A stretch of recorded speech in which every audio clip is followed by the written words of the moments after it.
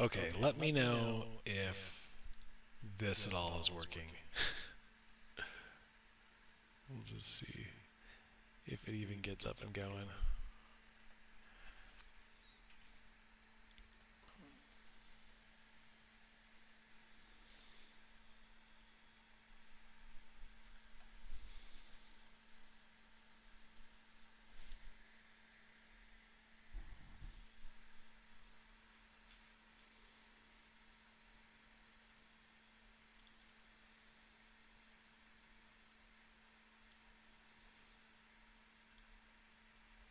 Okay, can people hear me? I mean, if anyone's still there.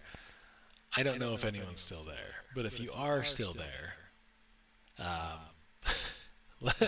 let me know, and we'll just try. We'll try this for a little bit. If it doesn't work, then that will just be it, I think. Let's turn down the volume. Just see how things go.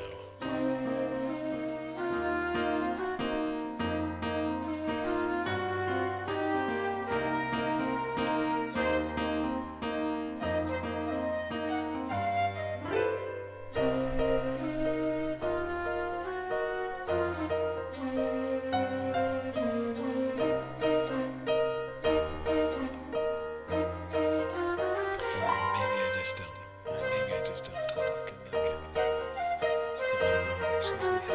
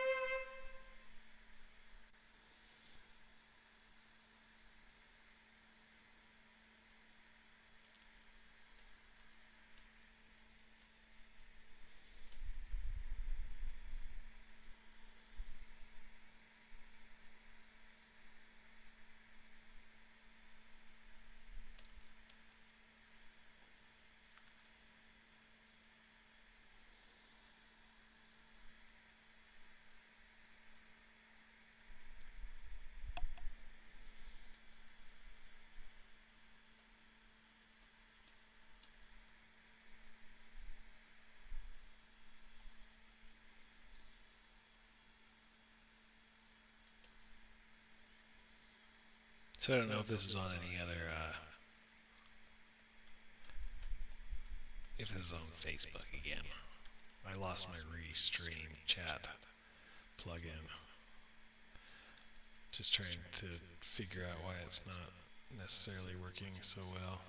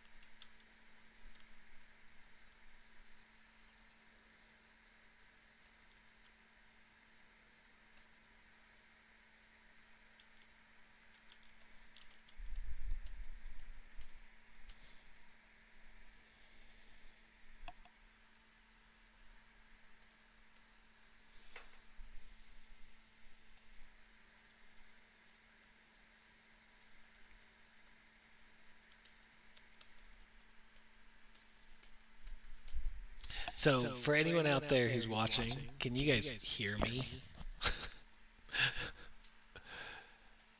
Just checking to see there's sound coming through.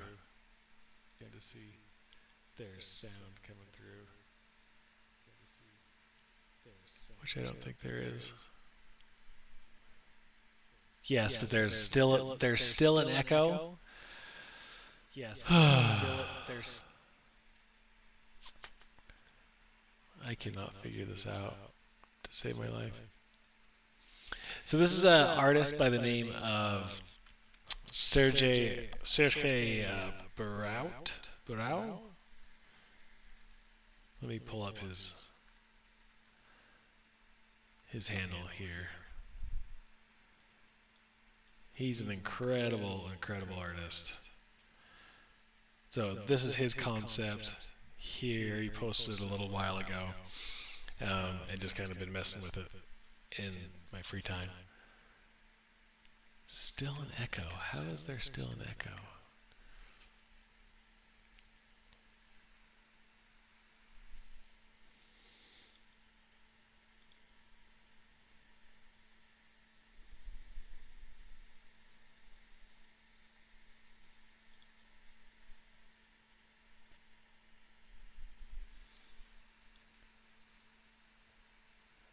There's no echo, just fancy talking.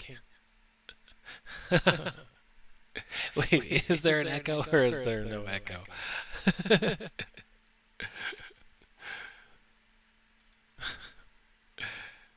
Oh, there is. There definitely is. Oh my gosh.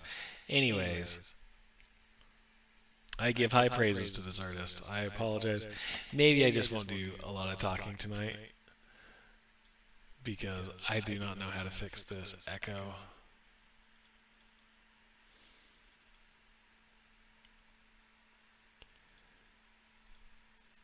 Hello?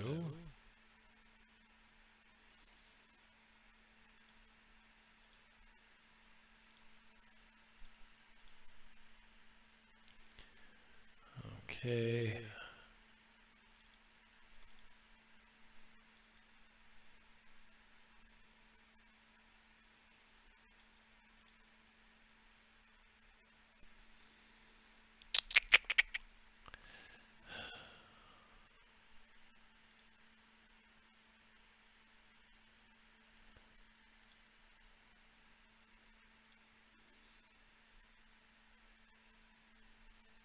I don't know. I'm not really sure what else I can do, to be honest.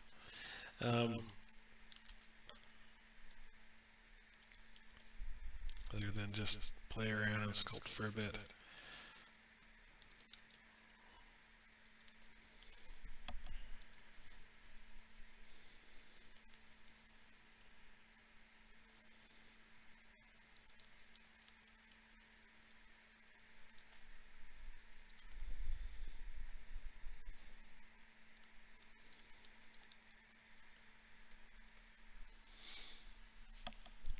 Anyway, I've turned off pretty much all my audio settings, so literally the only thing that could be coming in is my headset. I'm not sure why. I'm gonna try one more thing. Yoink. See if that does anything.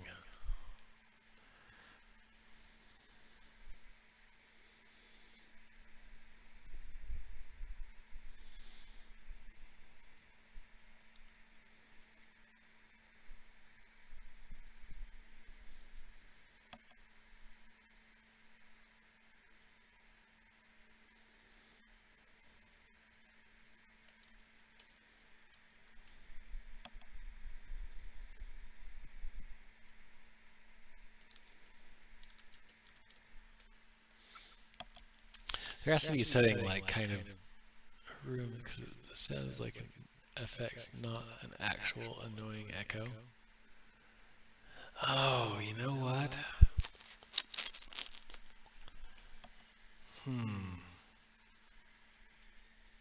I have an idea. Oh, that's not on.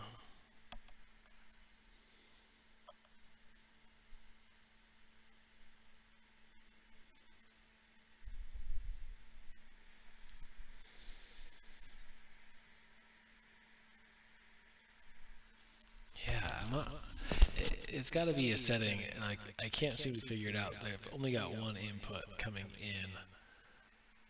Sounds more like a reverb. Well, this is annoying.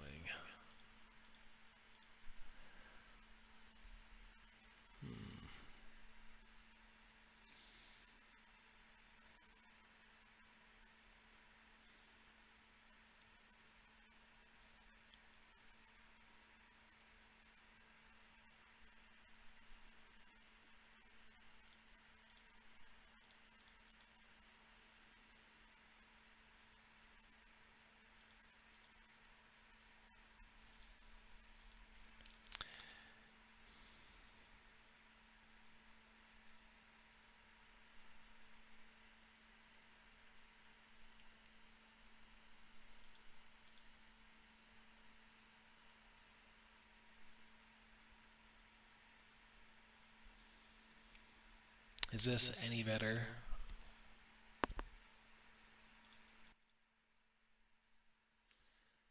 Is that any better? If I do that? Did that do anything? Or did I just mute myself?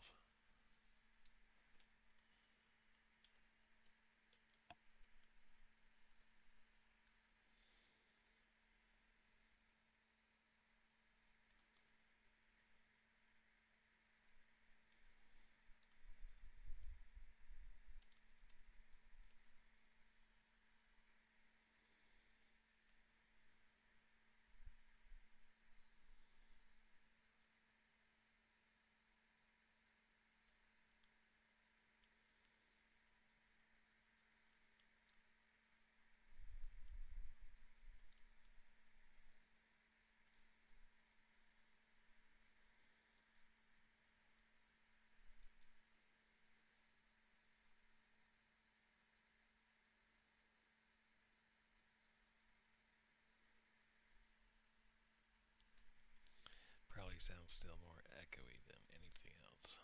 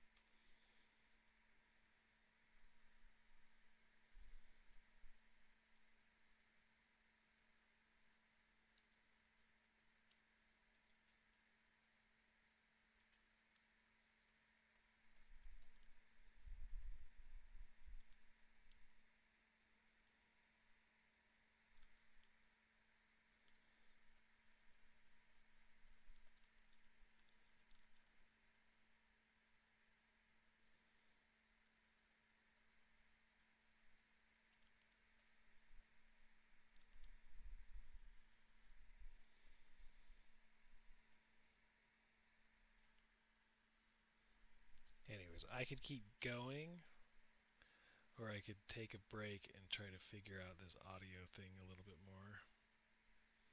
But I'm gonna do what the masses want. I'm here for the masses, and I like talking. I've got so many stories to tell. Oh my gosh! If I can't share any stories,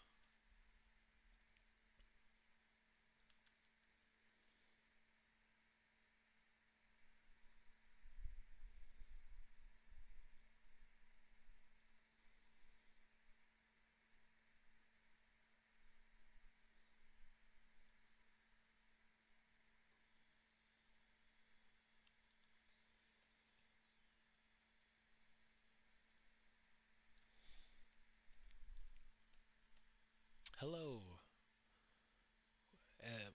Can anybody hear me? Actually, that's a good question. It's like, can people hear me in general? I don't know if I've muted myself.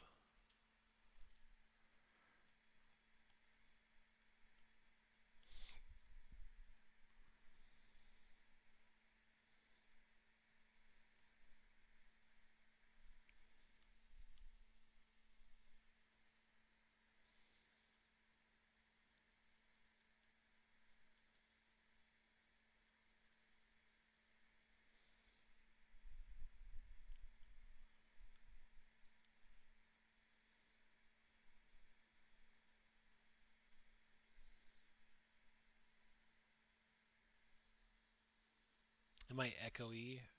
Hot wafuro?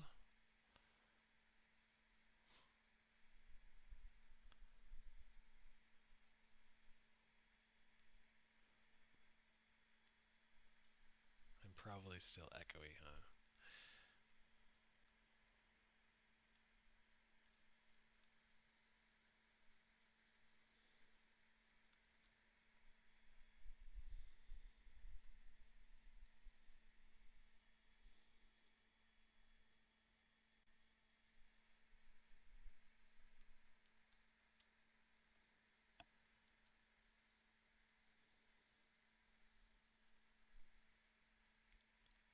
I just did a cool trick there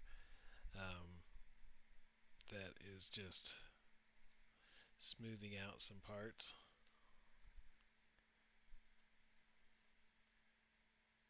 Try it again here and see if it does any good success.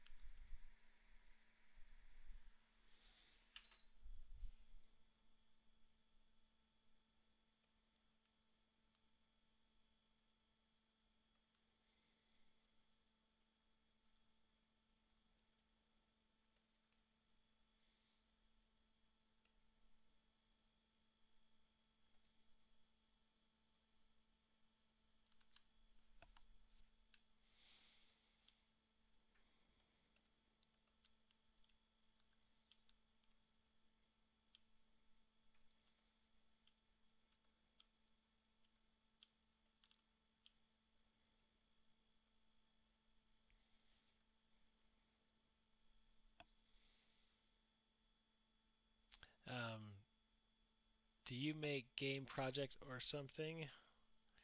I am a character artist for Epic Games, so yes. This is actually just for fun. This is just to kind of showcase some of the techniques that I use when making a character, or um, just some different methods of creating character designs or interpreting. In this case, we're just interpreting a character design that was made from this artist, Sergei Burau. I believe that's how you say his last name, but I'm probably sure I'm messing it up.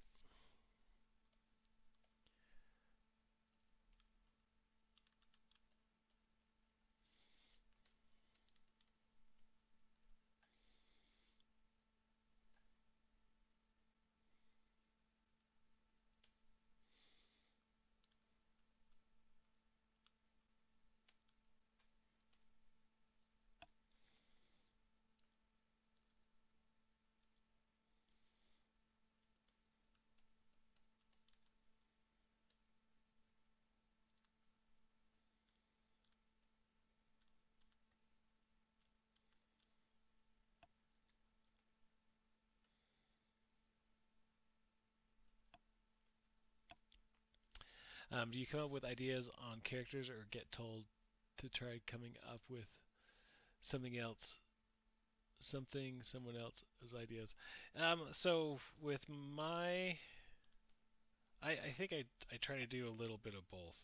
Um, I am the 3D character lead on the project that we're working on, so I'm mainly helping review concept and you know translating 3D characters, like and helping our team kind of hit those characters. But there's been times in my career where I've been a little bit more concept heavy and more concept design. So, but when I'm mostly doing like my own fun stuff like this, well maybe not like this, but I like to do my own character designs on the side still, just to for fun projects for myself. If that makes sense.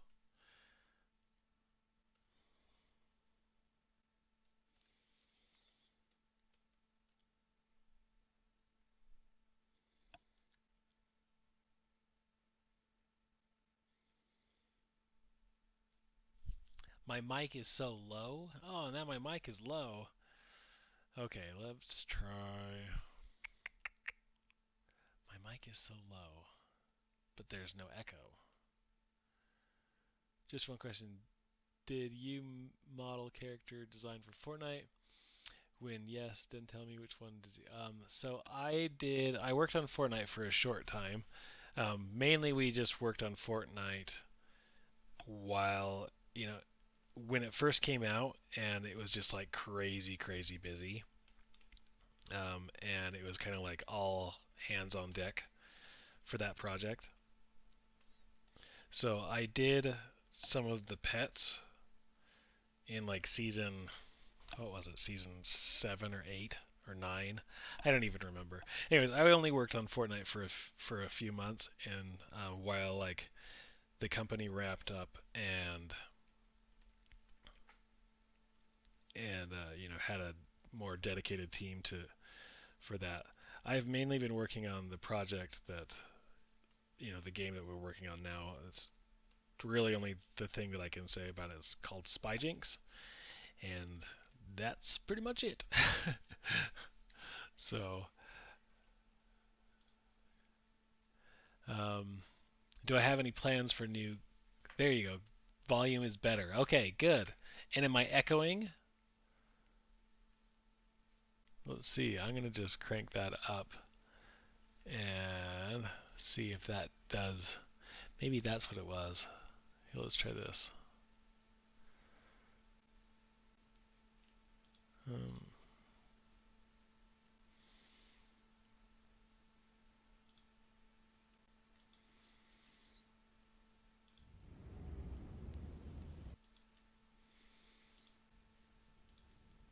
Anything. No echo. No echo. Awesome. Yes. Okay. So I do have plans. I apologize for anyone watching on like Facebook or YouTube, which I think I'm on. I lost the stream, so I'm not really here. I'm not able to see those comments or questions come in. So feel free to jump over to Twitch and send those comments in. Oh yeah, thank you, Mondo. So this was a statue done by Mondo. Actually, it was done by Kim Hot Toys, which partnered with Mondo to make that. But yeah, I'm a huge Iron Giant fan, Brad Bird fan. So that was a must grab for me. But anyways, I worked on Fortnite for just a couple of months.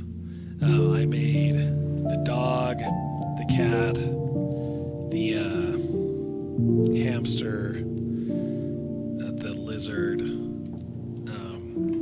a handful of the what do they call it, the pets. But mainly, I've kind of taken over the characters on the game Spyjinx. It's been a lot of fun.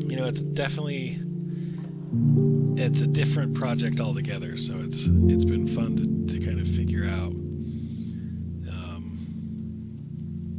how that should be. things, put me in different roles that I haven't necessarily been in before.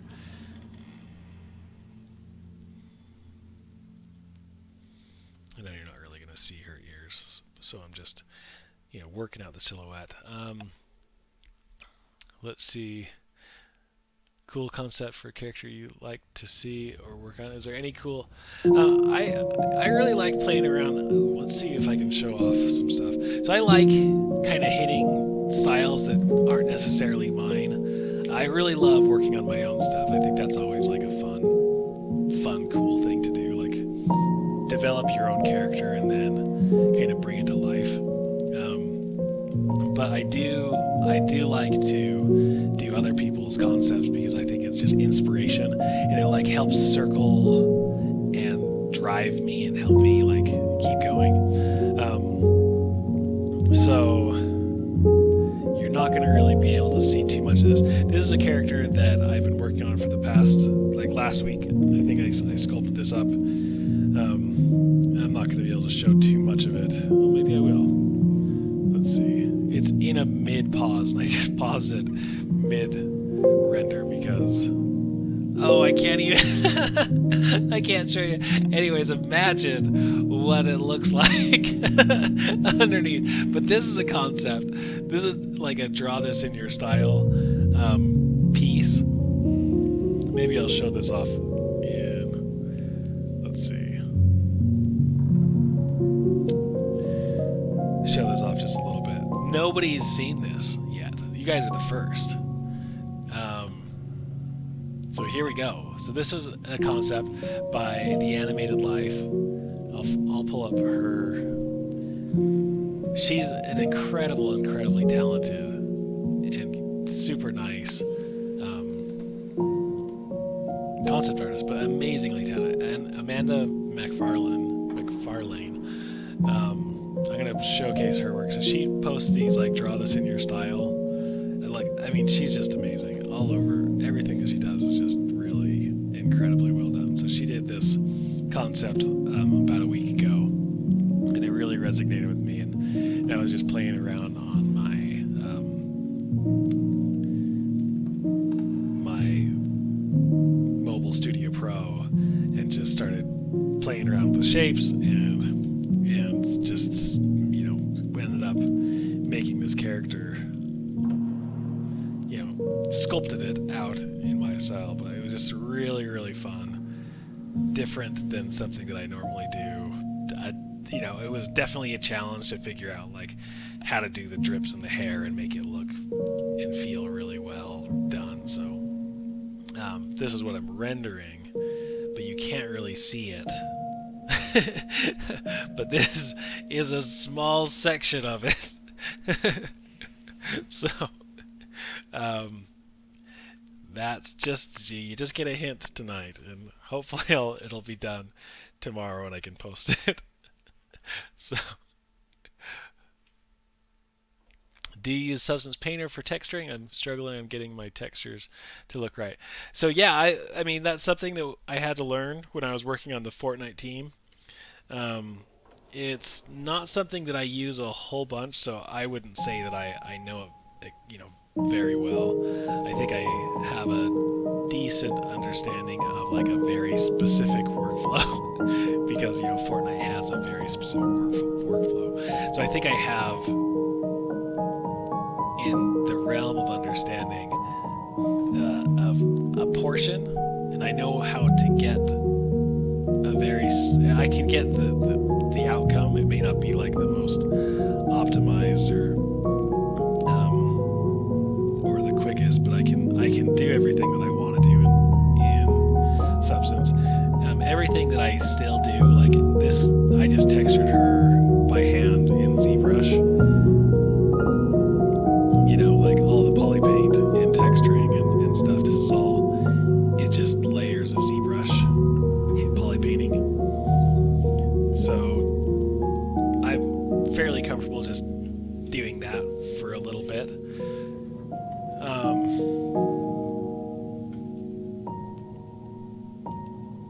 But I like learning new programs.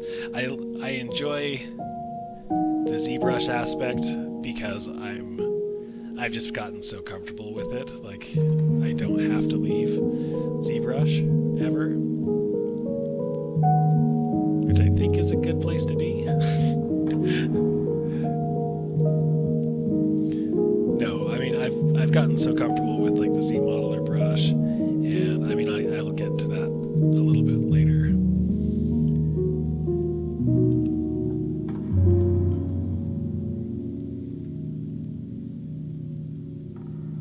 This is the part of this day, like the part of the process that I call smooching.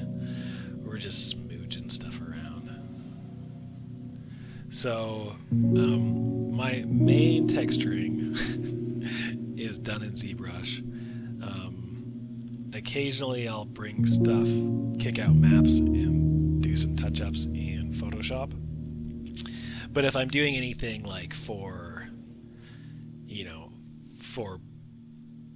the company, it would be in Substance.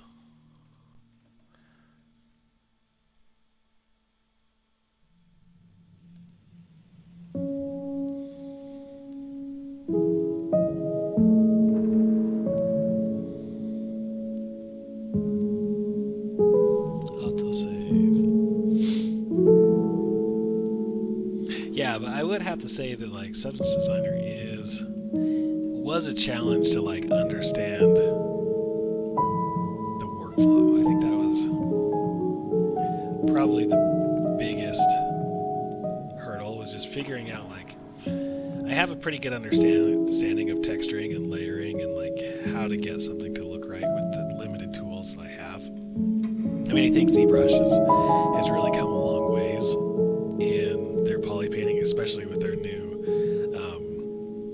color plugin. What is it called? I guess it's not a plugin, it's one of these thingies, huh?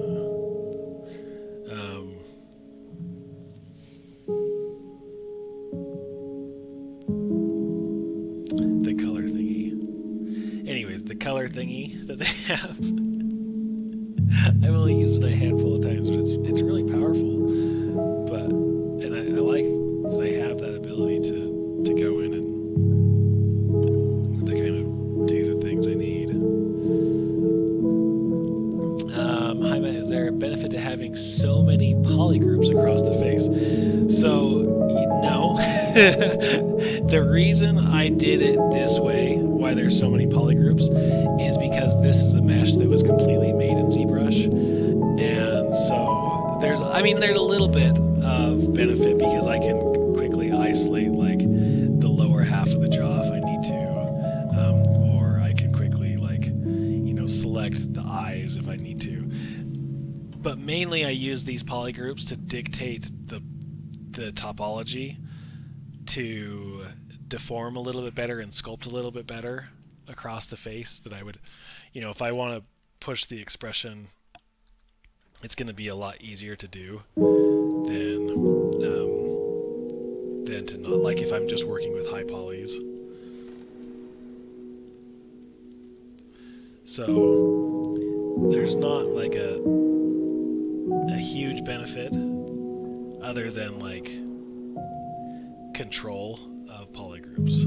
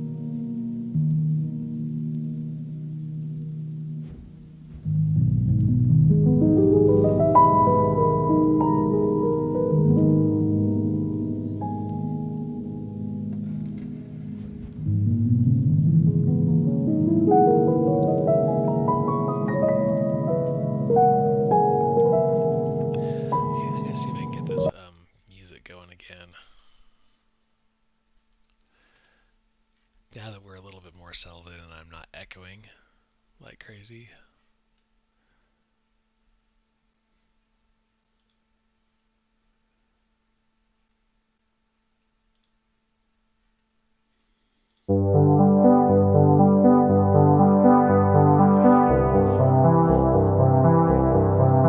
Okay, you guys let me know if that music is coming out a little too loud.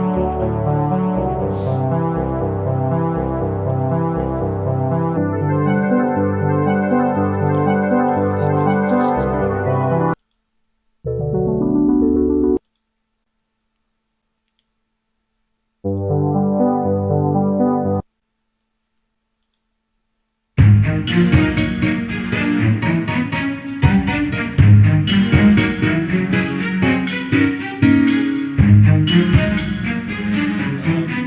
How can I pose high poly characters in ZBrush without using topology? I'm using topology and go via skeleton pose this is pretty good. Got ZBrush via post. So the main, my music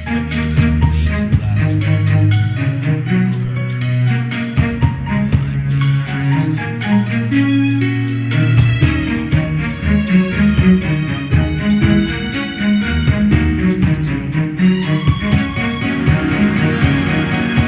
loud. Okay, is that better? So yeah, so the best way, because like working on Disney Infinity, we opposed every single character in ZBrush, and you know we're working with really high poly characters with that. So what we did is we made sure that there was always a really like there's subdivisions. So like I'll end up sculpting this character. So like even let's go jump over to this character for a second. So yeah, she's not too high actually. Like I could have pushed her a lot higher, like the face. Um, let's turn off so you can kind of see where she's at. Anyways, she's not super high. She's only around 1 million. And we could have pushed that a lot more. You overpowered your voice. Blasted music. So what we do is we make sure that there's subdivisions. So that there's a low poly, that we start with low polys. So starting off, she's only around 18,000 instead of 1 million. So 18,000 is going to be a lot easier to pose and manipulate. So if I take her and let's say I want to like open up her eye. So I've got, let's see.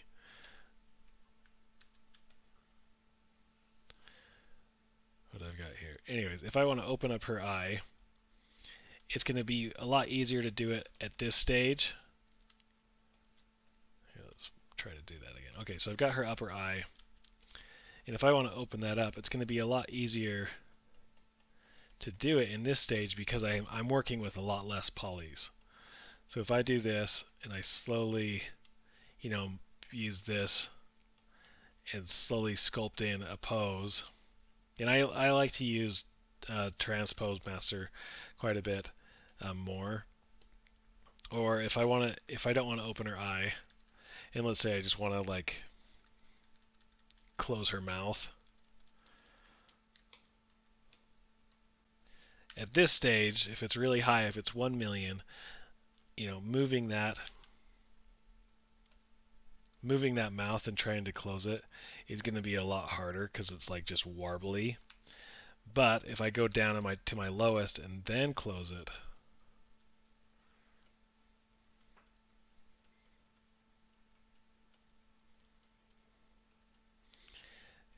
the result is gonna be so much cleaner. And then yeah, I go back to my high poly and I can do little fixes, but it doesn't have to be. It's so quick and so easy. But just making sure that you have subdivisions to your high poly sculpts. That's going to be the key to posing in ZBrush. So that's why I start like this character is really low. Like she's again around 18. And has similar topology and similar similar, subdivisions, I guess. It's a little bit different, but like making big changes, like I want to thin out, oops, I want to thin out her lips a little bit. So by dropping down to my low and making these changes,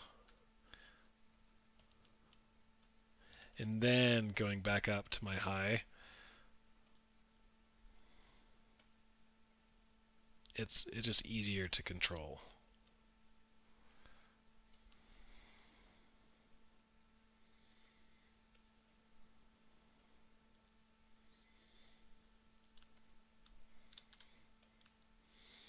And then when I'm more satisfied, I can jump up a little bit higher. But I'm really wanting to control the the poly count. I think poly count control is super important in ZBrush.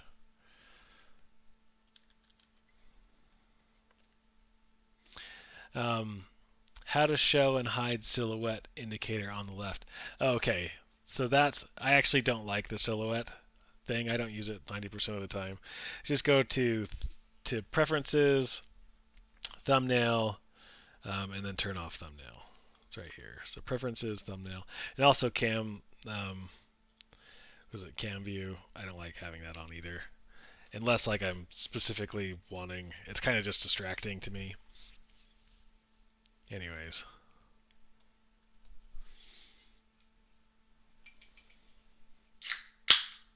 We're going to get this party going with a nice Coca-Cola break.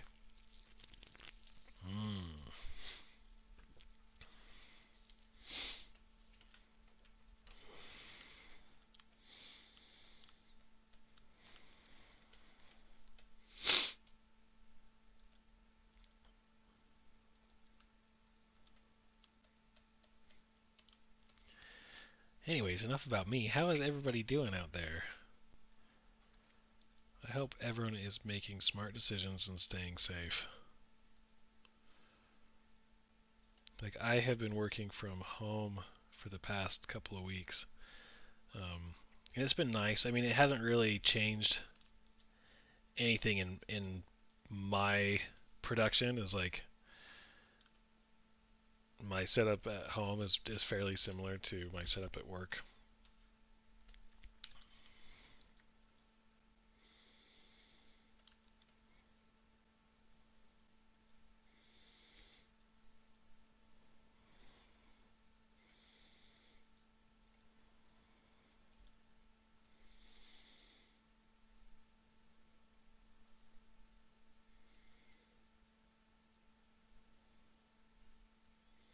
But I hope everyone's out there staying safe.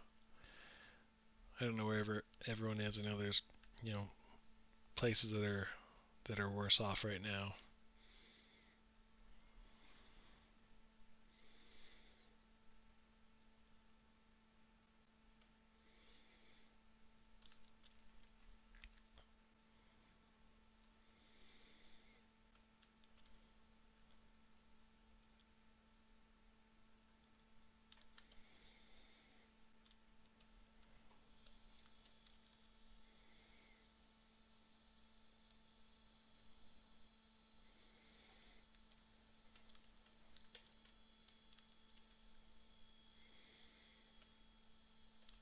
So you'll see that like when I am working on kind of silhouette and big forms, I drop into my low.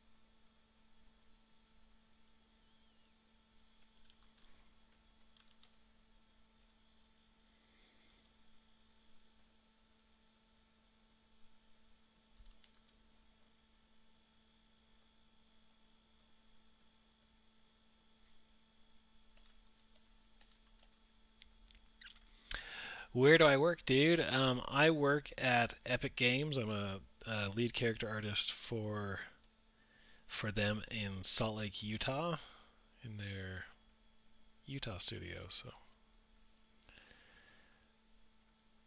I've been there for, oh gosh, a while. 3 or 4 years. I can't remember now that like I'm trying to think about it. I think it's 4 years. I think I've been there 4 years now.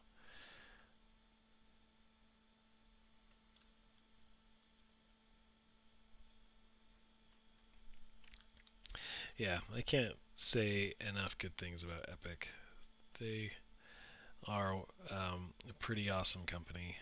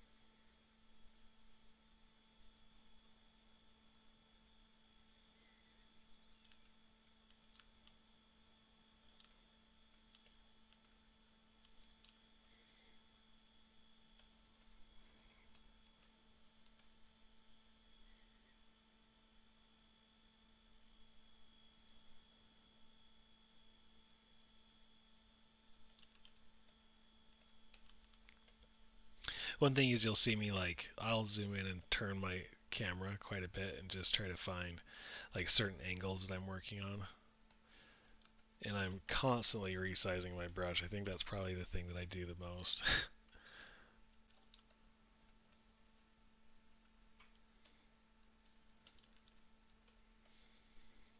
One pro tip that I say that I do is I've mapped the S button, which is like the hotkey for brush size, to the top of my Wacom pen, and that's it really sped up my workflow quite a bit. Um, when you say character artist, you mean modeler, designer, or both? A little bit of both. More modeling, especially right now. But it has been both. So technically, I mean, I'm part of the both of the pipeline, but right now it's more 3D than anything else, as we're not saying anything about it. But yeah, right now it's mainly just 3D. But I do, you know, I'm part of both sides of it a little bit.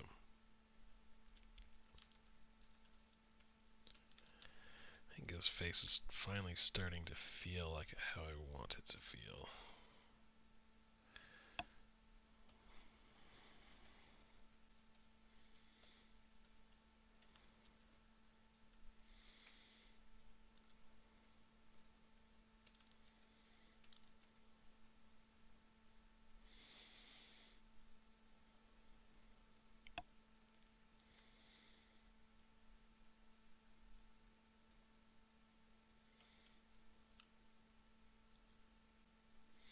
So the thing that I do to get kind of the variations with the lips is I really like using the move topology brush, which will only move like the polygons that's a continuous mesh instead of like the group.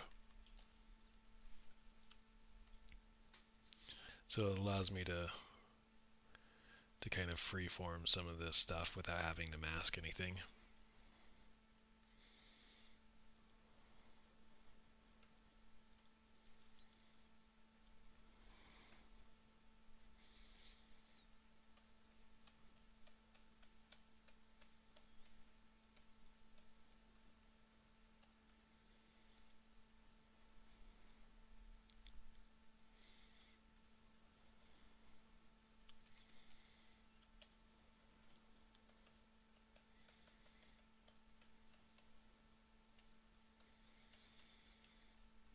anybody going stir crazy being at home, or is everyone doing okay? For the most part, I think we feel okay. I've got 4 boys, and they're getting a little stir crazy as they just want to like play with their friends. Um, but my wife's been really good at like keeping. We go on little like home adventures, and they, you know, are pretty good at finding entertainment in small things. I mean, they're kids, so uh, that's really nice. But I think that's also kept me and my wife busy. I don't think we've gotten like to the point where like, oh, what's going on next? What? So I think that's actually been good for us.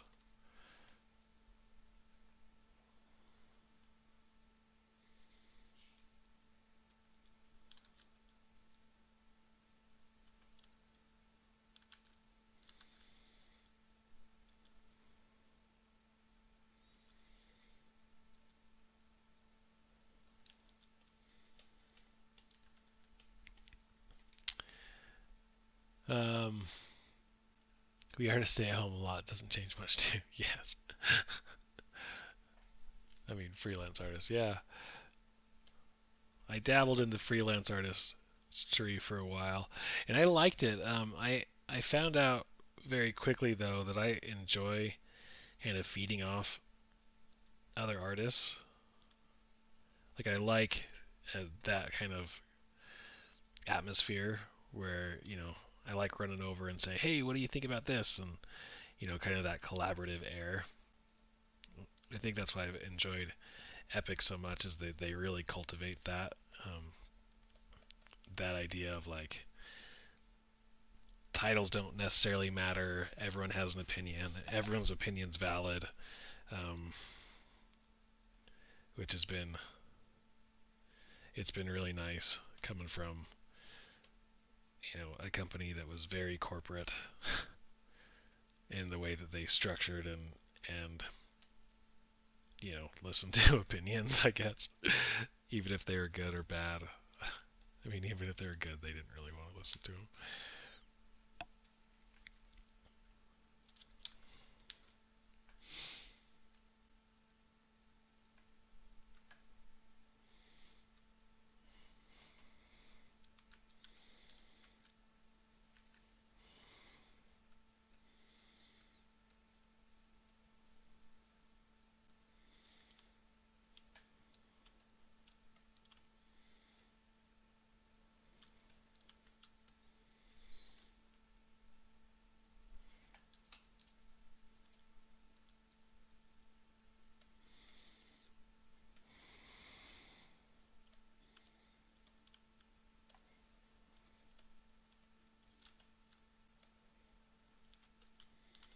So lately, I've been doing a lot of sculpting on um,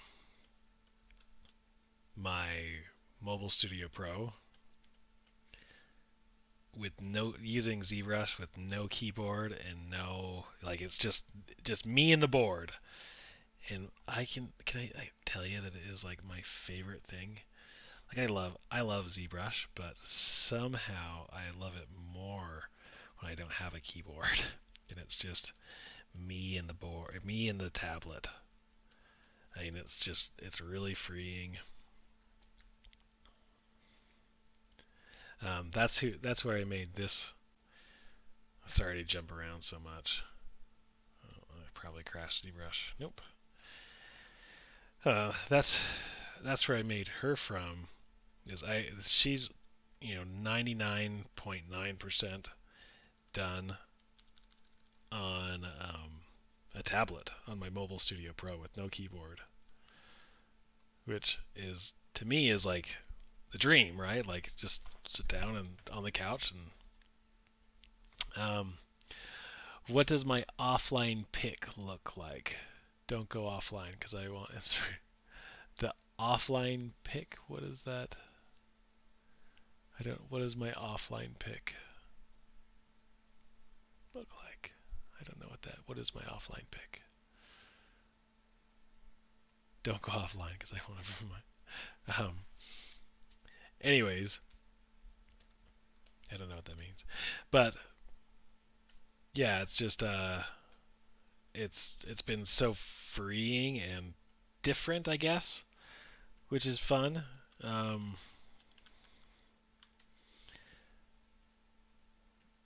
but I think it would be hard to do.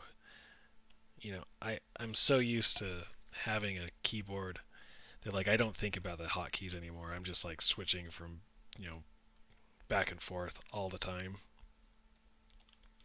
I'm still thinking a little bit too much with the tablet, but it's getting better. Like it's getting to the point where I'm like feeling a lot more comfortable in the space.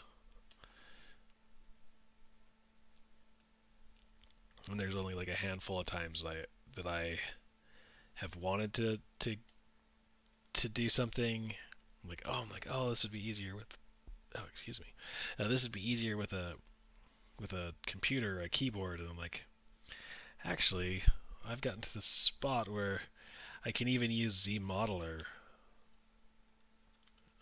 without a keyboard, with just the way that I've mapped the little hotkeys on the side. Offline banner. When you go offline, a pic you set up shows up. Oh, did I go offline?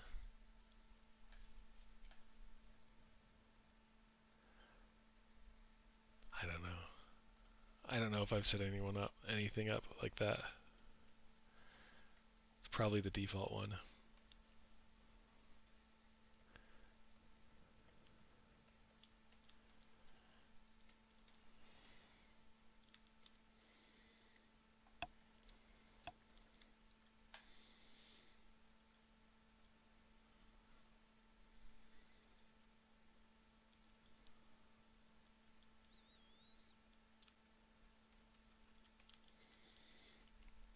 So you'll see that I'm spending almost most of my time looking at this character in the front view, even though like the profile is what we'll be seeing her in. And there is a good reason that I'm doing that. I'm a little OCD. um, Thoughts on Marmoset versus Unreal Engine 4 as a render engine for character artists. So, as an Epic Games employee, where we're creators of the Unreal Engine, I'm legally bound to tell you that it's the Unreal Engine.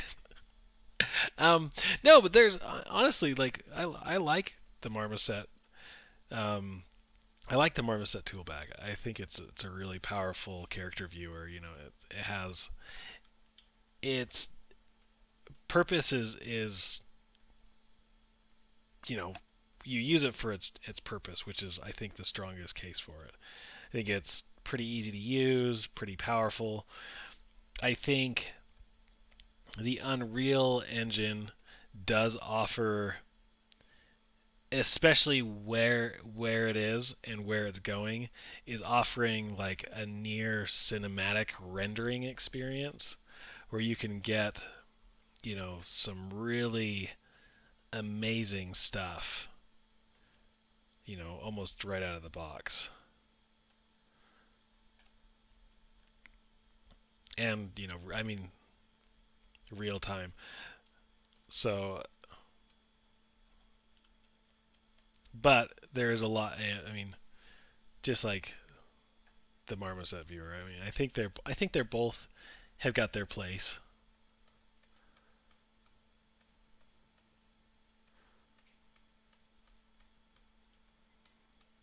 How's that for a soft ball answer? Just, oh yeah, they're both good. I like the Unreal Engine. Even if I didn't work for Epic, I'd still support it because I think they're doing some amazing stuff.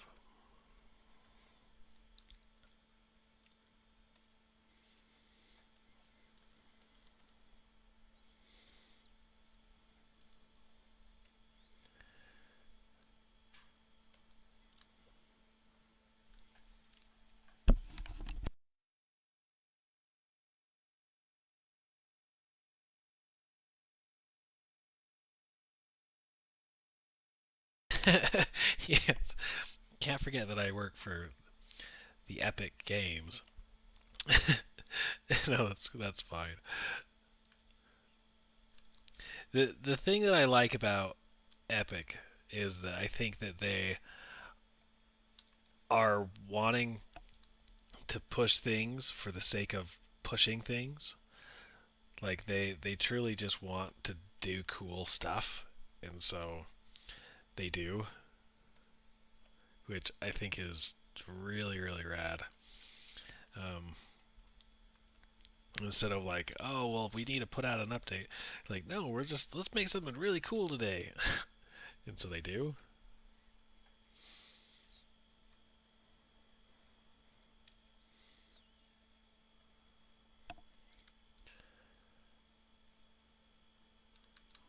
Oops.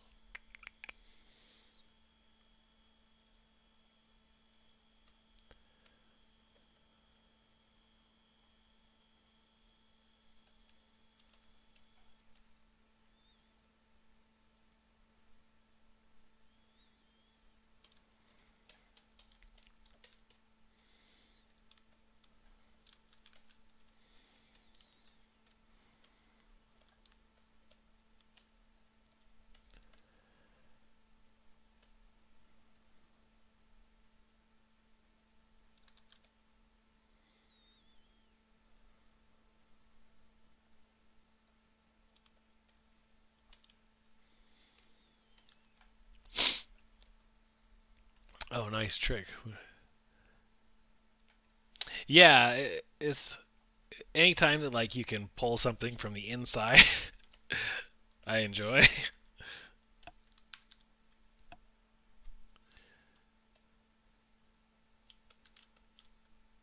Oops.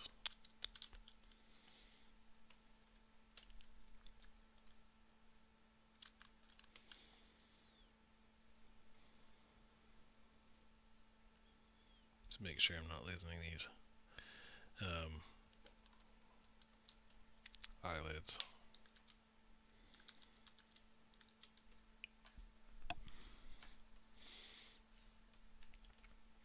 Yeah, I think I was watching um, Dylan Ekron. If you guys don't know who Dylan Ekron is, he's a he's a character artist at Disney Feature, and he was doing a sculpt today. He did something. I think he did something similar to that. I'm like, oh my gosh, I've never thought about reverse sculpting it before.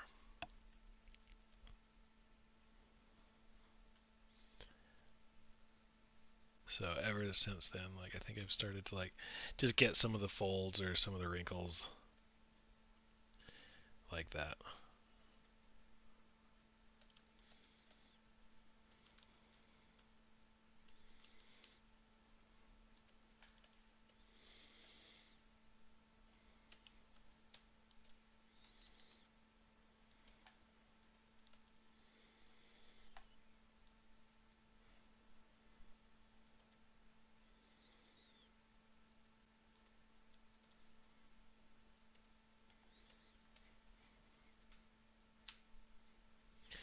Now it's time to start checking my proportions. Now that I'm getting happier with where the head is, I'm just gonna start checking some of these.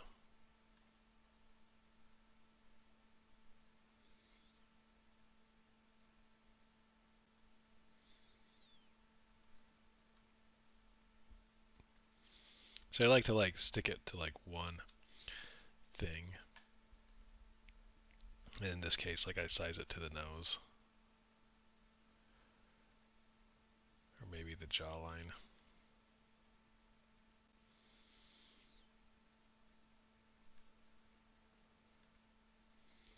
Maybe to the helmet.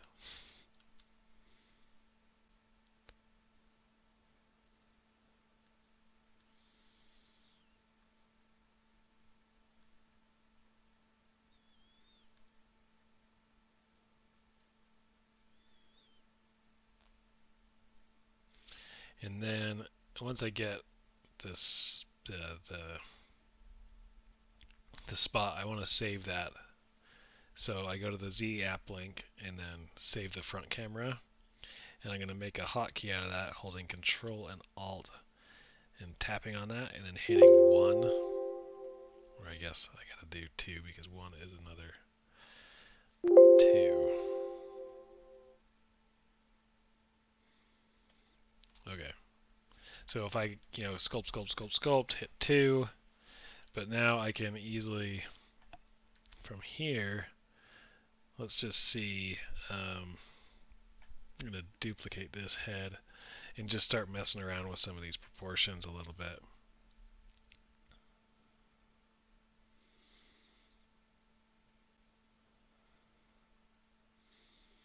So right now, I believe she kind of fits the eye and the hat, but everything else is starting to feel. She's got a really skinny neck, so I may just keep some of that.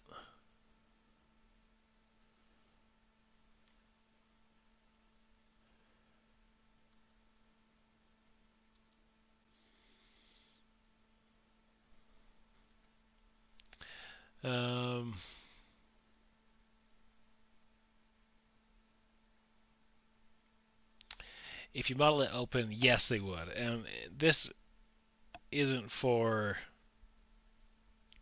this obviously isn't for production. If it was, I'd be working on kind of the full body at once and using, building the topology a lot cleaner. But this is more,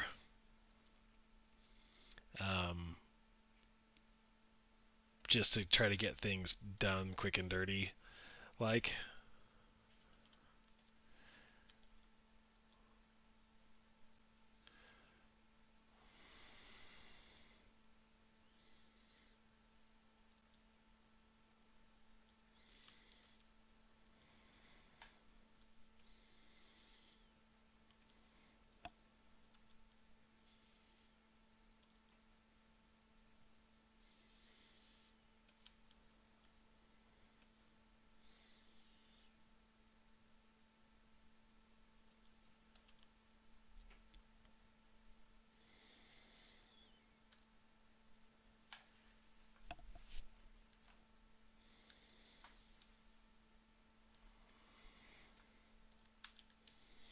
So I'm going to do one thing. So I'm going to rotate the head into a better angle.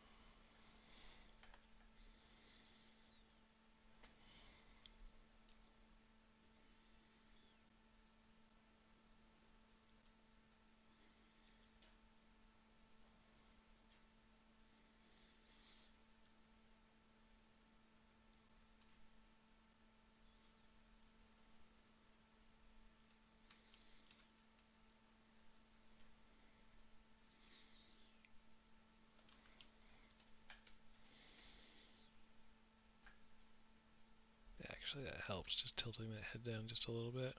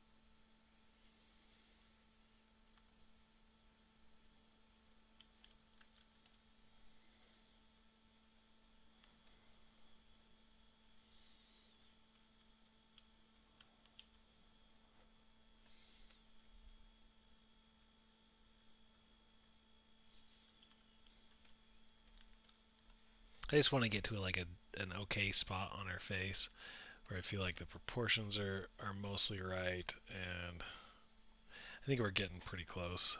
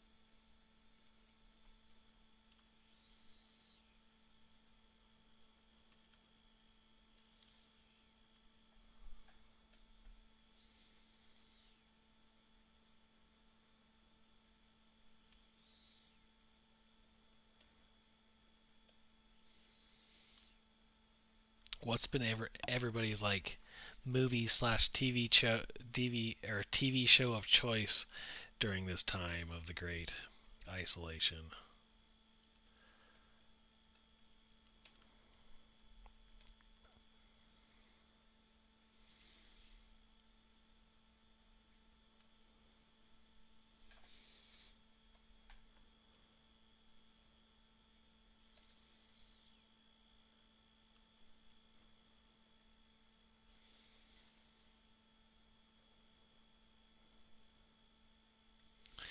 Mine has been Castlevania. Nice. That's a good one. Um, Mostly it's just been Gilmore Girls for me. It's like my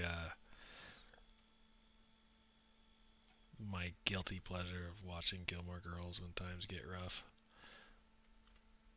Because they just talk so fast. You know.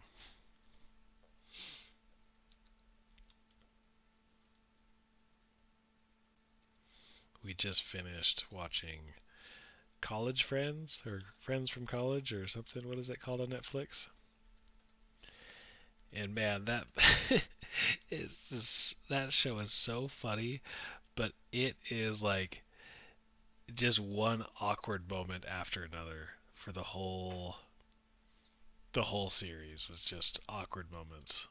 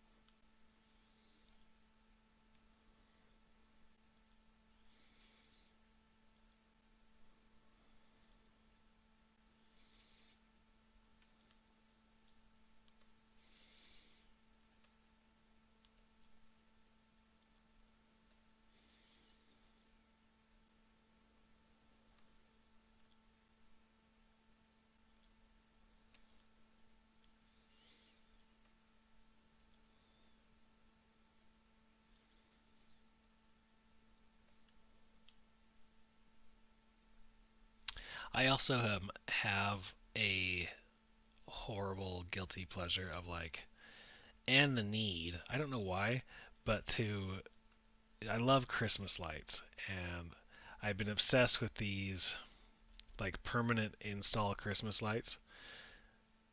But it's been all I want. All I want is just like have complete control over the lights on my house. Is that so hard to ask? But I've been watching like all these do-it-yourself videos.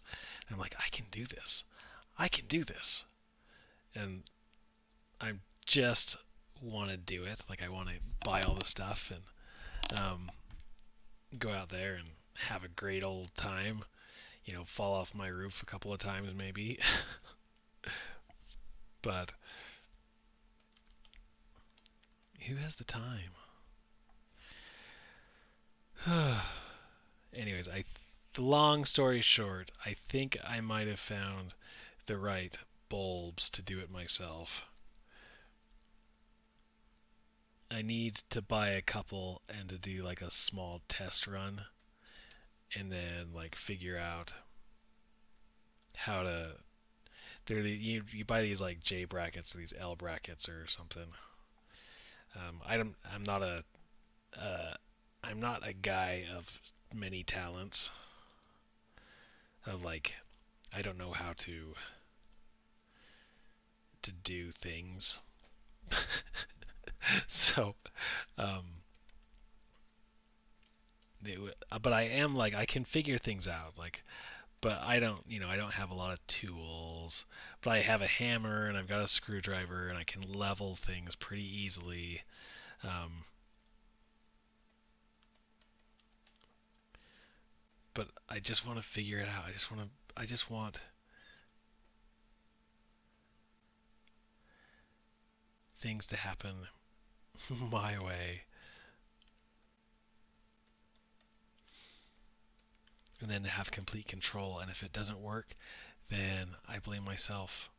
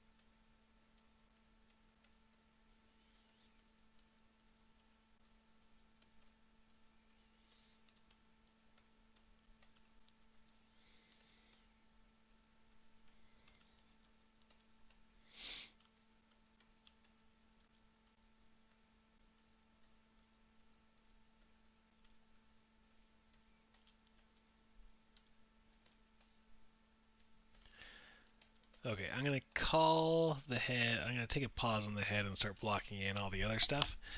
So this should be fun.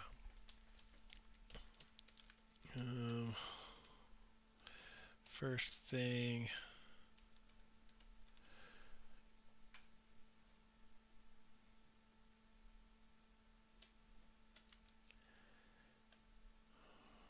Trying to decide on what I want to use for base meshes. Okay.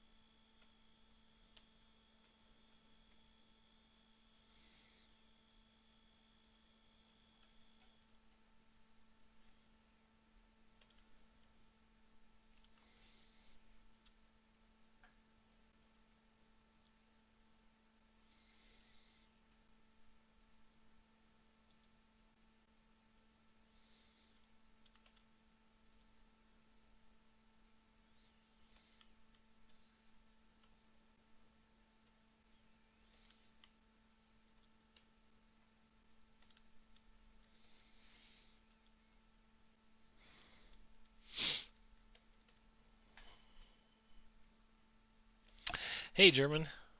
How's it going? Pretty quiet tonight. Been having some issues with microphone and sound, so basically it's just me breathing, and it's been uh, it's been good. It's been real good.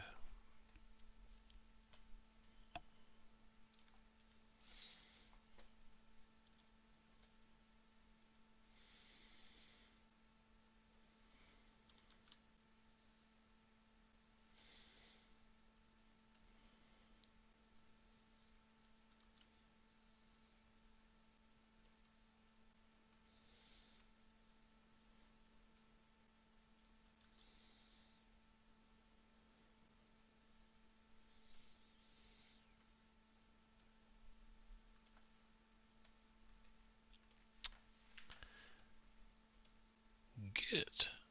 Guten Tag.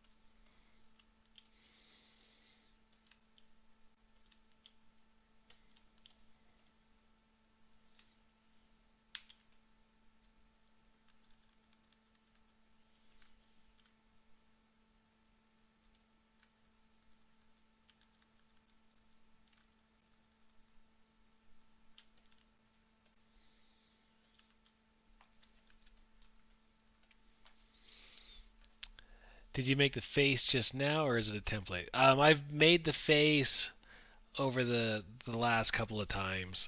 Um, all this is from scratch, straight out of ZBrush.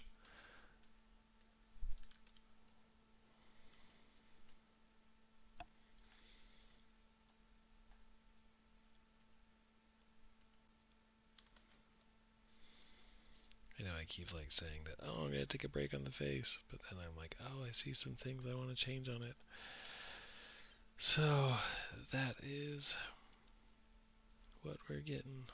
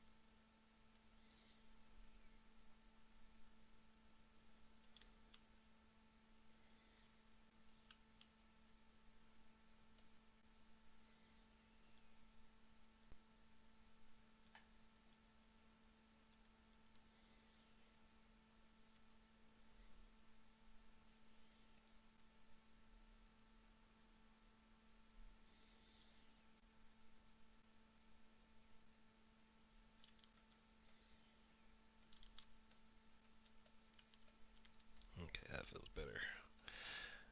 Um,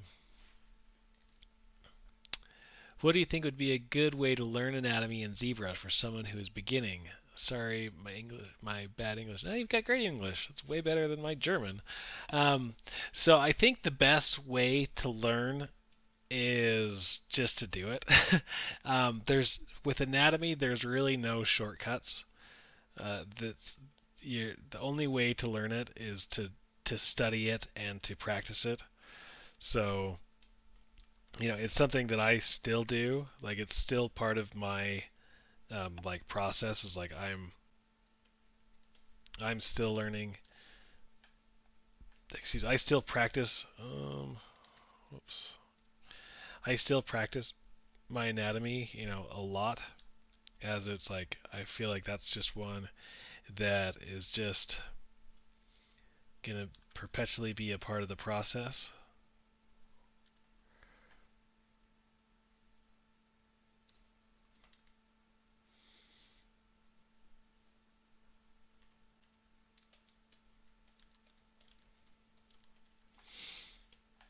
So,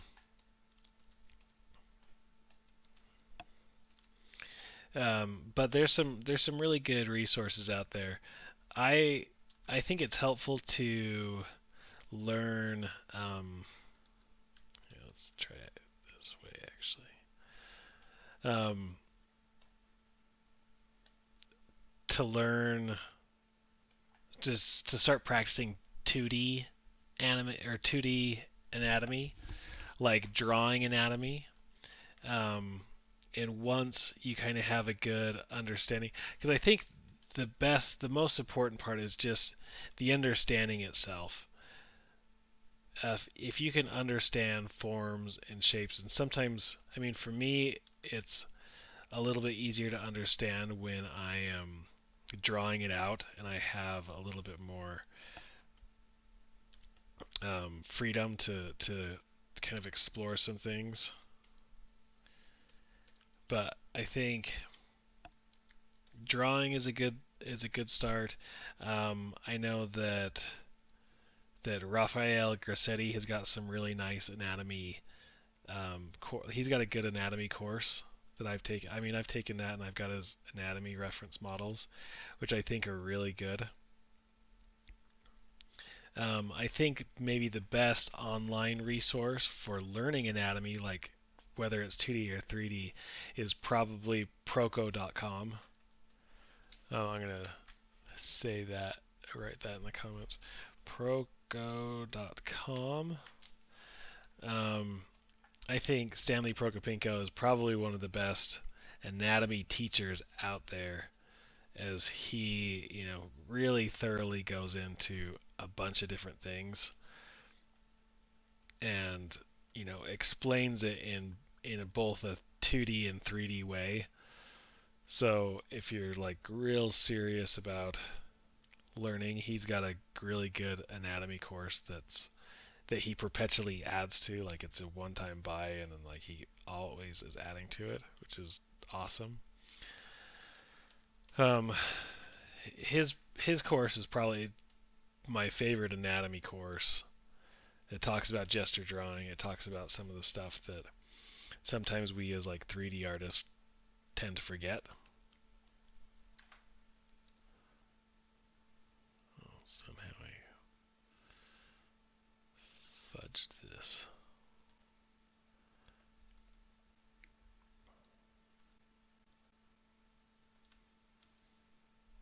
Oh, perspective.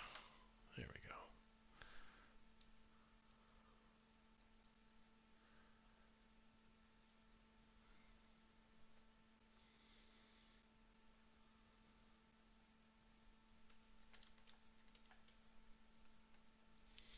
So he's probably one of my favorite courses. There is a good like warm-up drawing app called quickposes.com. Who is my favorite 3D artist?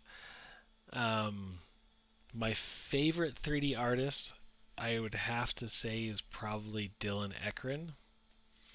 I think he's extremely talented and understands forms and character design really, really well, and is just aspirational. He's just very, very talented at what he does. So he's probably my favorite pick. I mean, there's so many good artists out there. It's hard to like narrow in. And I'm sure my favorites fluctuate over and over.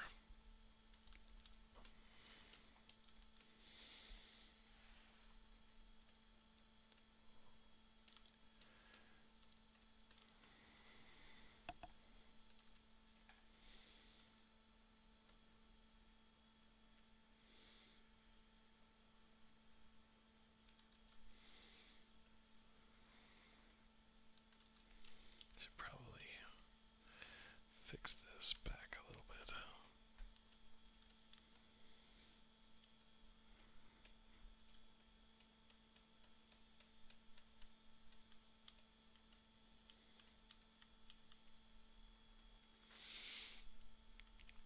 I really like Dylan Eckr's stuff. I really enjoy. I mean, Raphael Grassetti's pretty amazing.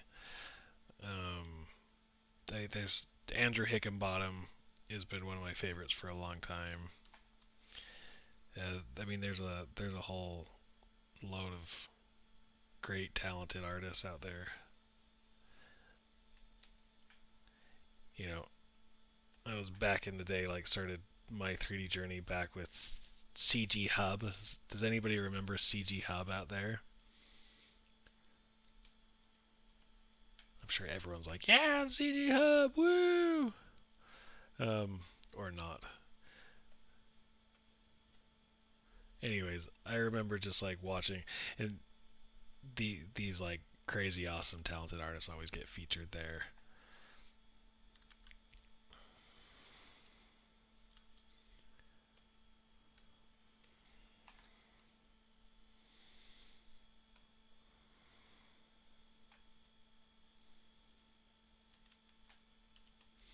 So, I mean, I think I will always be a fan of great like artists.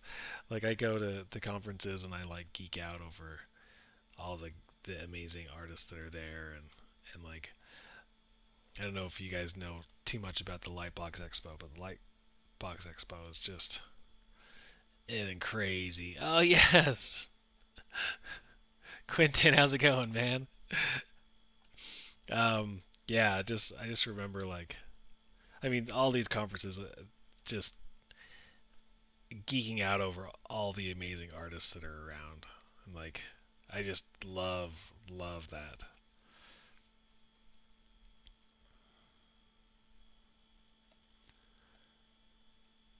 Just started because I got a 3D printer and wanted to show my work on things now. I wanted to work on my own things now. Oh yeah, 3D printing. See, no, I can't. So from what I remember, and the thing is, I think they posted very little details. Like when they closed CG Hub, because like it was pretty sporadic, like in a pretty abrupt closure, that they just like kind of boarded up the shop. But I think there was some disagreements with the owners, and there was a falling out, and then they just closed. And from that, people made there was a bunch of different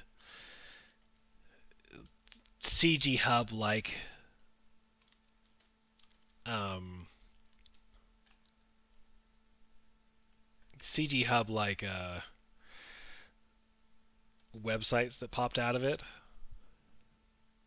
and ArtStation was one of them. Let's see here, but I can't remember. They're necessarily the reason why CG Hub disappeared into the dark, but I believe it was just because it was a falling out um, amongst the owners. Like one of them got upset that he was doing too much work or something like that, or the usual things.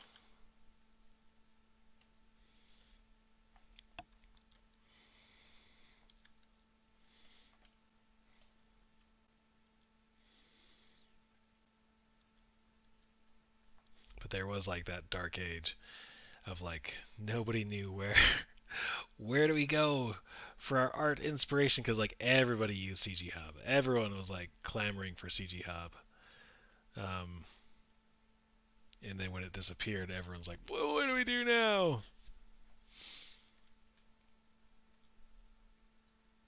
So luckily we have ArtStation, which was kind of like the victor, because there's a few, and I think there was the founders of like CG Hub started a couple different ones, and it may have been. I don't necessarily think it was ArtStation, but maybe it was. It's hard to remember.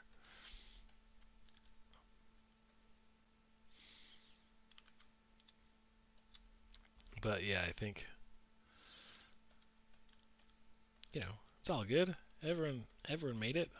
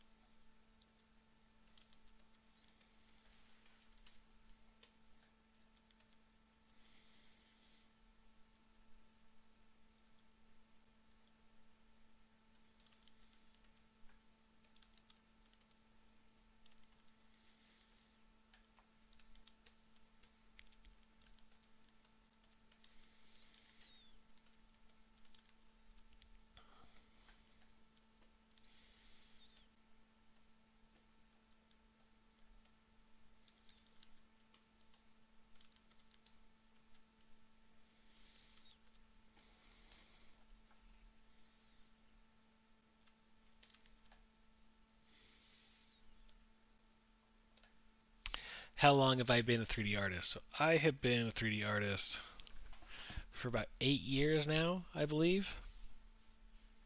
Yeah, I think that sounds about right.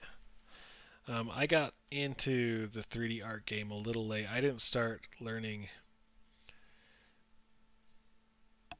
um, 3D until I was 25, almost 26,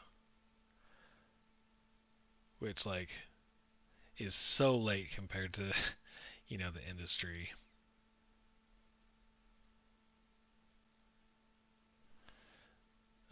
Originally, I was a graphic designer.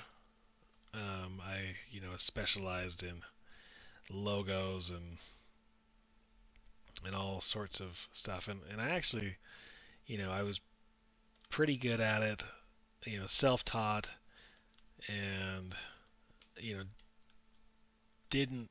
I could have probably done that forever, really.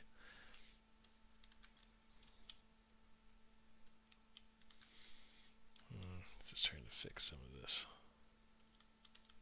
Yeah, it's okay. We're gonna do one of these.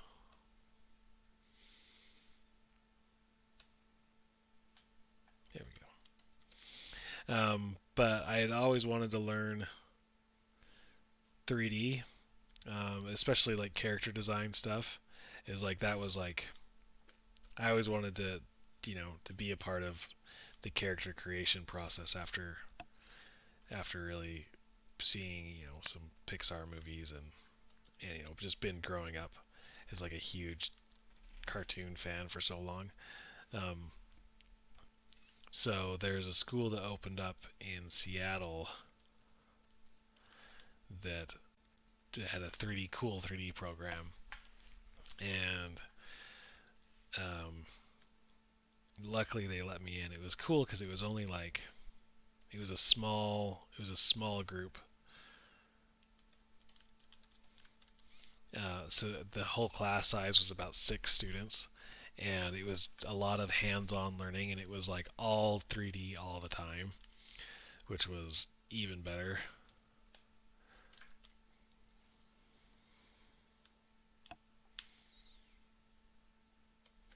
So what I'm doing now is I'm just kind of blocking out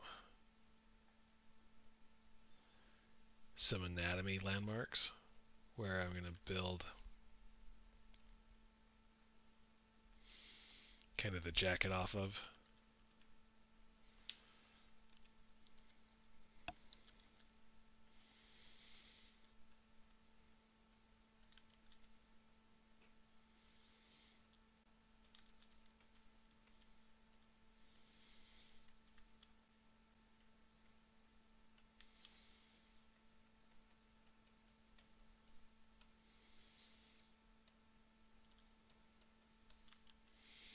just kind of being pretty loose and quick with this is like, you're not going to really see this, but I need some foundations of anatomy underneath to kind of build this shape off of.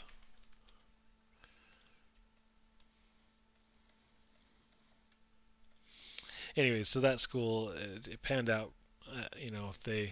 I had after the school, it was a 9-month program. I had job offers for Microsoft in Seattle, but I didn't want to stay in Seattle, as like I was from Utah and I wanted to get back there. And actually, I had a couple goals. Is I wanted to work at Disney in Salt Lake, because they had a Salt Lake studio there, and that's Disney Interactive comes from.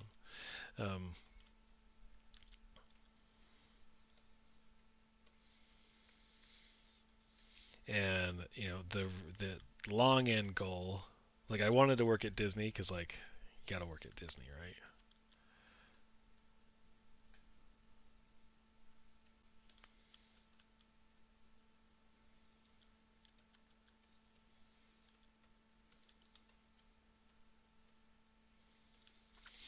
But my long end goal to continue was I wanted to work at Chair, which is actually Epic Games, which is where I'm at now.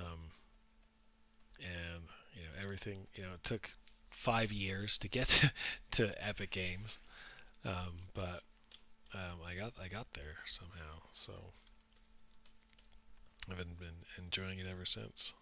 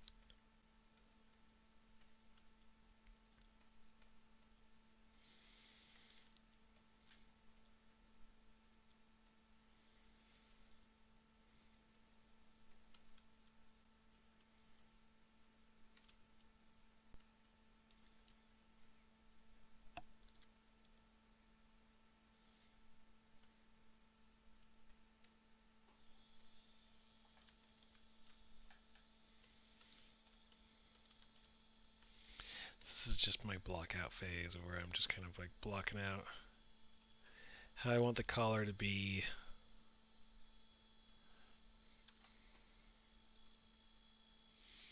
Where I want the collar to be.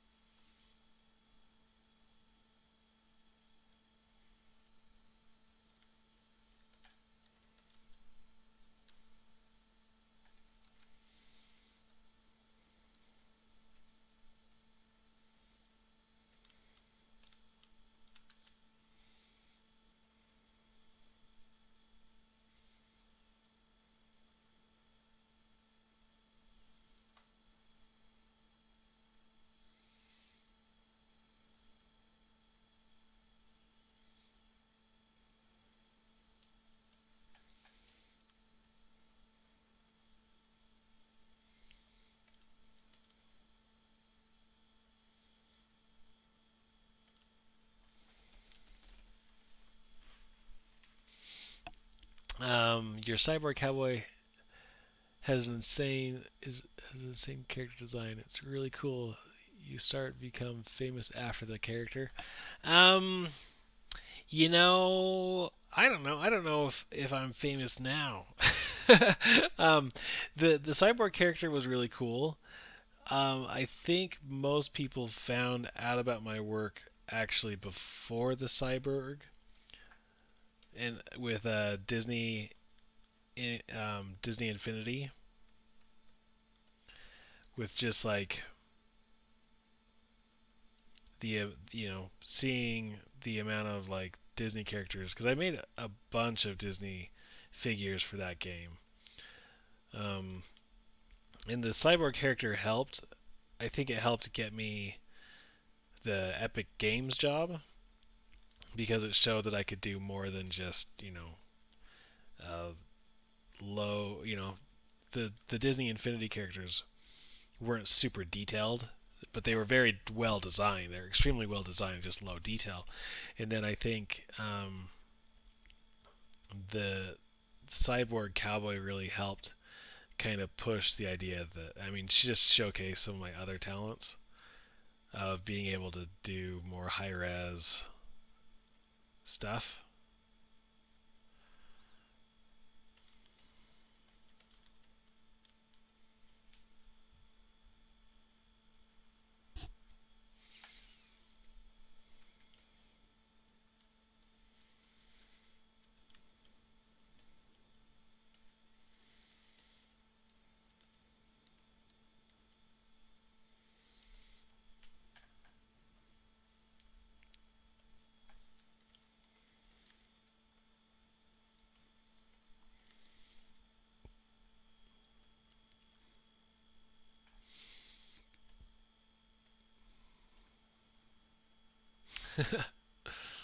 You're famous, Quentin. Quentin's more famous than I am. Quentin's like the next generation of ballers out there that's gonna like take over the world. Are you gonna do another mermaid for a mermay? A mermay sequel? A mer sequel? Yeah? Yes? No?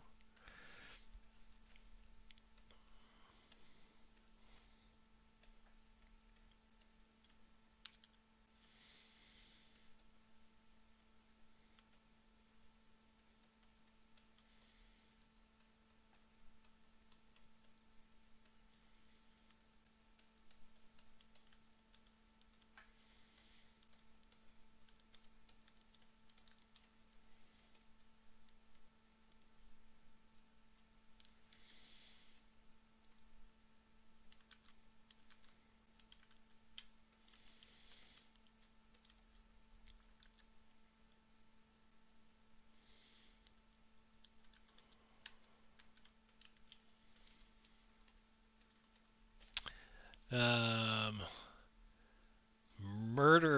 mermaid or mermaid of murder. Hey,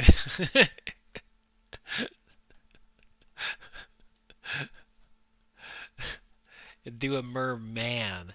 Merman. uh, every year, can I tell you this? That every year since mermaid has been a thing, I've thought to myself, you know what? I'm gonna model a mermaid this year. I'm gonna do it. And every year I sit down and I don't do nothing. Um, I'm very disappointed with myself most of the time, as you can tell.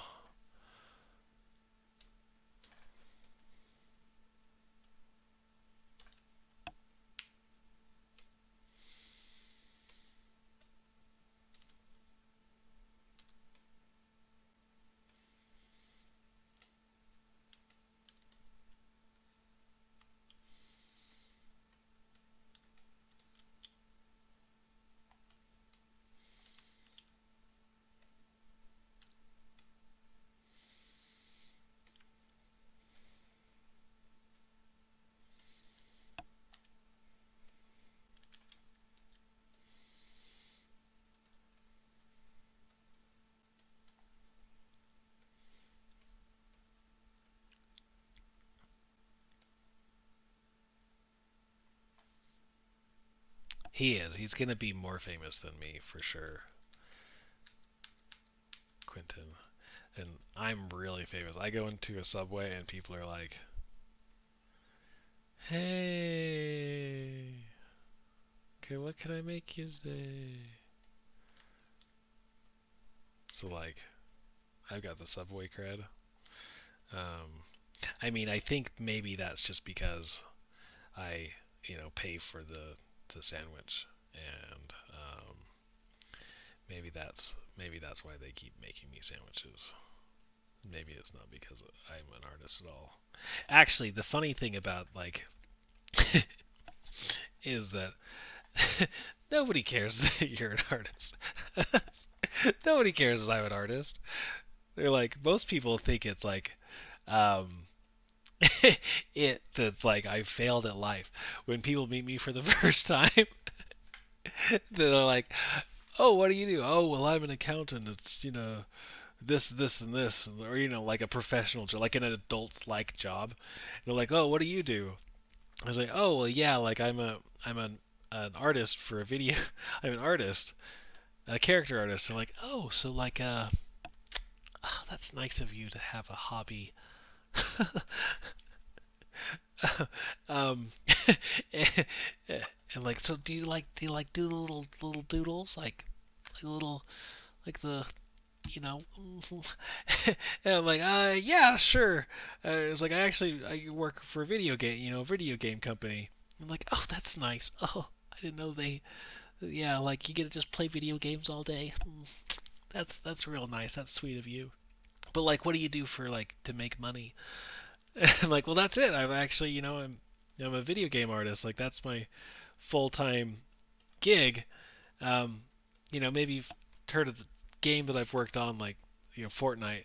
They're like, oh, my son plays that. I hate it. I hate that game.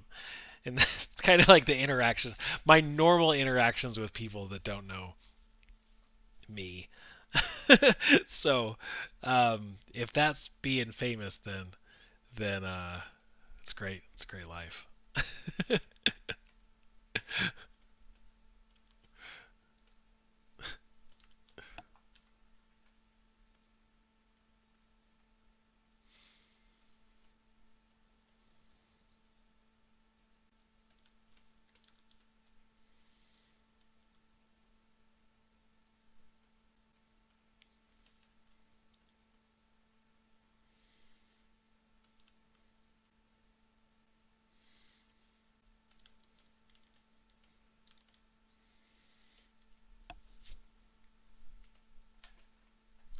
I got about 10 more minutes on this thing, and then I've got to go to bed.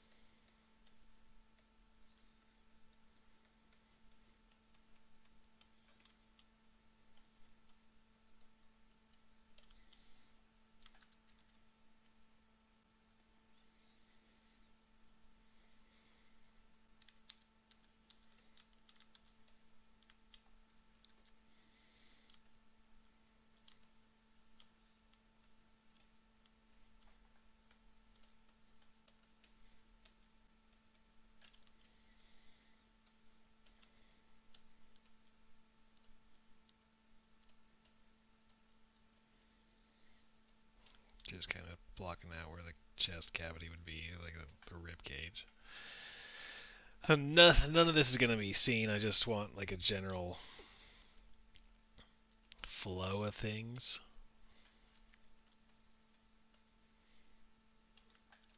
So I can dynamesh it and then dynamesh these two together.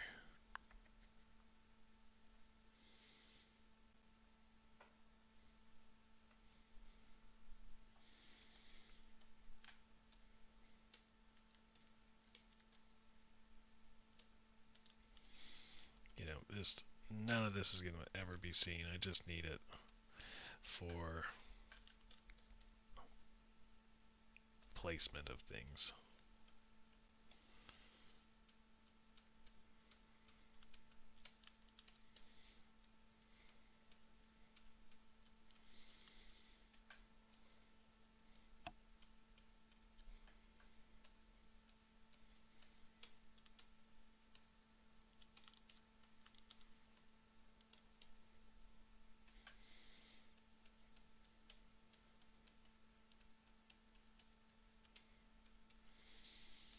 To just being sloppy.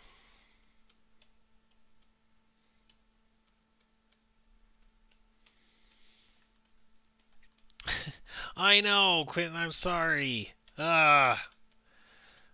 This is what happens. You get famous and like all you want to do is get off as soon as Quentin gets here.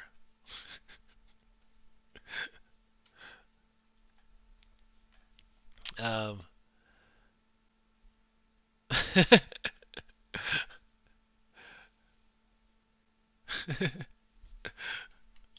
That's been a fun stream. Thanks for people for sticking with it, as even though like there's some major complications throughout this thing, and it's been quiet. That's been awkward. Um,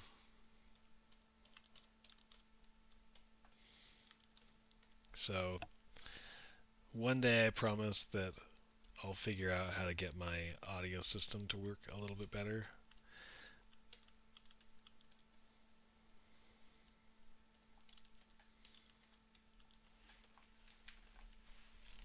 But that's a pretty empty promise, I guess. One day I promise to almost get things in order.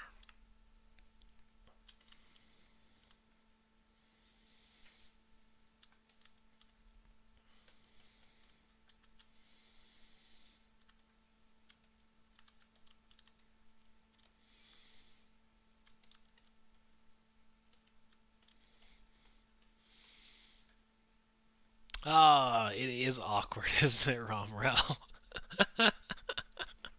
He gets it.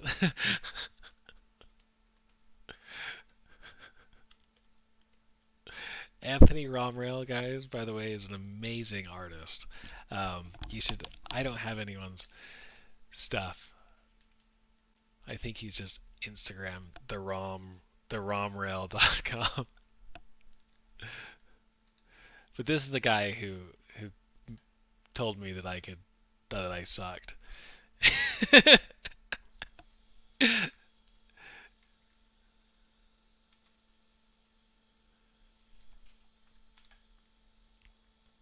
um.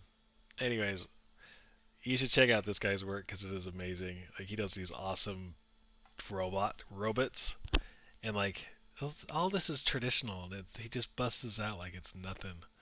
Um, like it's nothing. Like you do this like once an hour. Anyways, come check this guy out. He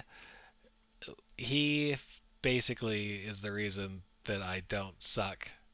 Well, I still suck, but I don't suck so much anymore.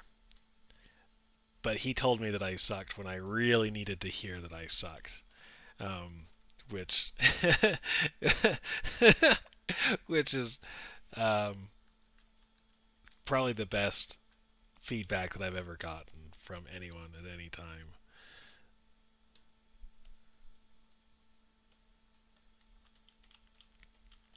Was that I sucked and that I needed to get to be better. To fill in the story, I'll clean up the story a little bit.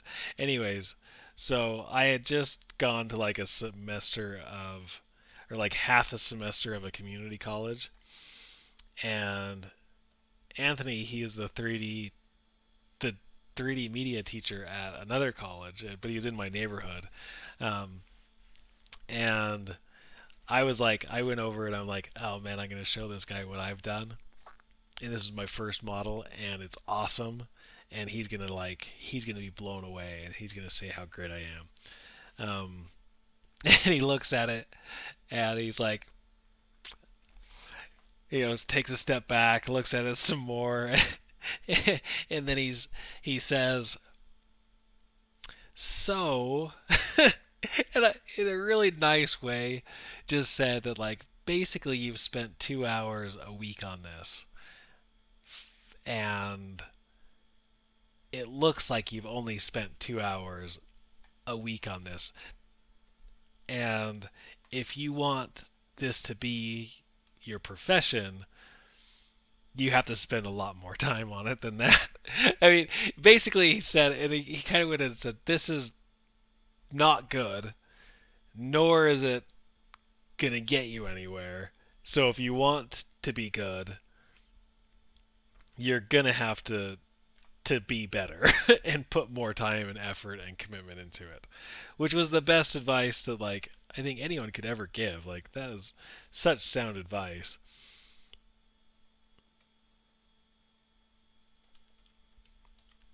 Um, so I always like telling that story when Romrel's around because like he really is one of the main reasons that I'm in the industry right now, because of that advice.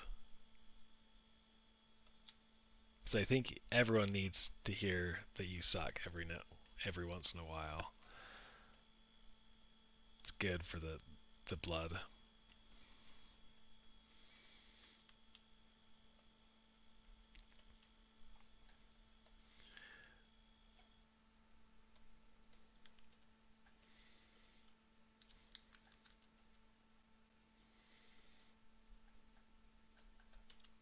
See, now it's at the point that like I know that I suck.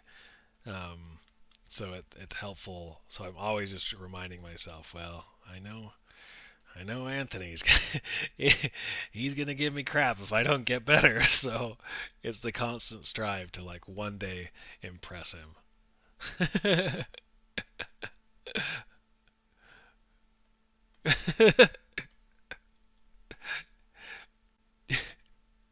It would probably be more awkward if you stopped watching. Yeah.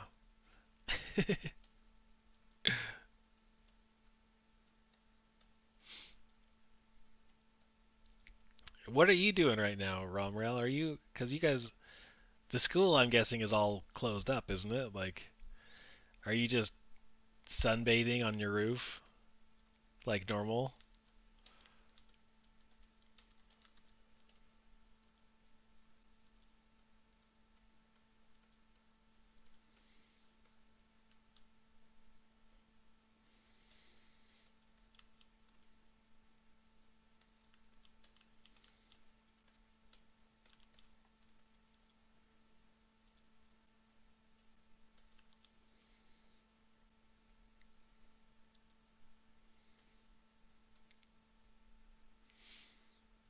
Oh, doing freelance streaming class. Oh, that makes sense. That's good.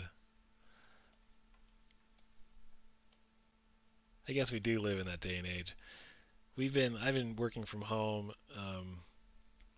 and it's not too bad. And like with this, so this is my assessment of like the lockdown is that hopefully that we're now at the point that we thought we were 30 years ago, like in the 90s, like 99, 95, when people thought, oh, the internet's going to revolutionize. We're going to be able to work with people from all over the world and feel like we're in the same room together. And, kind of all that stuff that like what people thought the internet was when it didn't have the technology there. Now that we have like we're kind of forced to try to do it again. I think we're gonna realize, oh, a lot of the stuff that you know maybe we don't need. Maybe we can work from people with people all across the world and be in the same room and have it work out. I mean, I still like being in the office, with people physically, um, because I like the jokes, I like the witty banter. Um, but it is nice to be able to see that I can still have a real connection with the people that I work with, even through video and whatnot.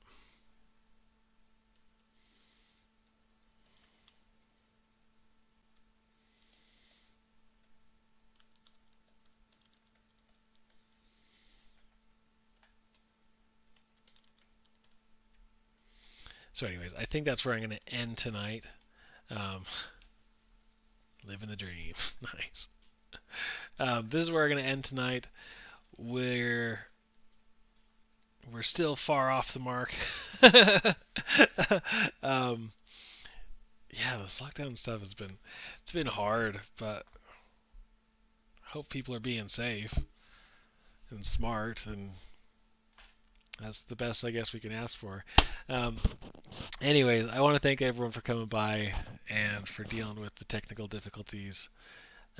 Stay safe out there. Um, I guess I should mention that I do have some Gumroad courses going on. Um, so I do teach Gumroad courses, and currently I have a free course, which is this. I'm giving away this free course during this lockdown period of how to sculpt the hand.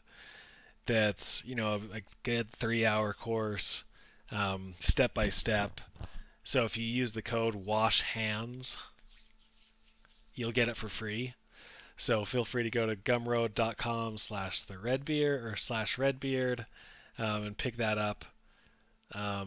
I'm also doing a 20% off all of my other courses right now too during this lockdown to just give people something to do while they're at home. And I think the code is be safe. Just type in if you check this out. I can't remember. I can't do it because I'm technically logged in, but the code is be safe. If you do that, you'll get 20% off any and all of my courses additionally. So that's all I've got for you tonight. I hope you guys have a good time and enjoy your life, and thanks for coming by. Enjoy yourselves and happy sculpting.